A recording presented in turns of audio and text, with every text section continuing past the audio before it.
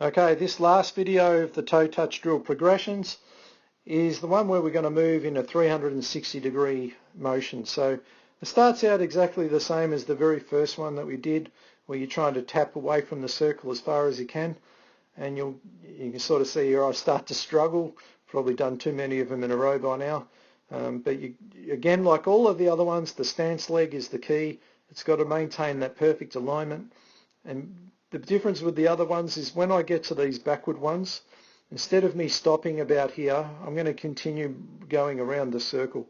So now I'm going to bring that leg behind me, which this really develops serious glute strength here, really challenges the stability a lot more, especially if you're trying to reach the same distance away from the middle. The one around this left one, this red box, sometimes it's easier to go in front of the leg. It just depends on how much flexibility you may have. And you know, these are all very tricky. You can see how my body's really struggling with the demands of this. You know, my foot stability, my hip stability, everything. All right.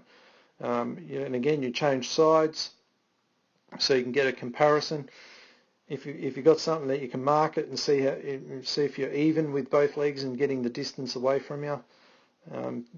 Sometimes if you're struggling to reach the distance, the leg in the air will ask the leg on the ground to give up its stability to help.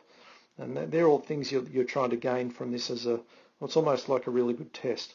All right, but this is excellent for just developing control in multi-directional demands.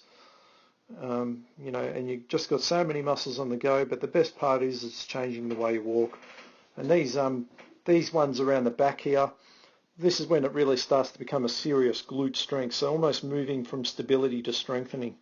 This one in particular, which they call a bowler squat, this one really develops the strength in the glutes significantly. On this left leg, I really struggled to come around the back here, and on the other side I did it more comfortably. On this one it's just not going to happen, so I end up doing this next one in front of me, where on the other leg I went behind. You know, and I just don't quite have the strength on my left leg as I do on the right. So a great exercise to use in your training, and I hope these videos have given you some good ideas, and you know, and you can put them to good work, and you can never stop doing these ones. These are just great to do all the time. All right, so I hope you've enjoyed that, and we'll see you on our next video.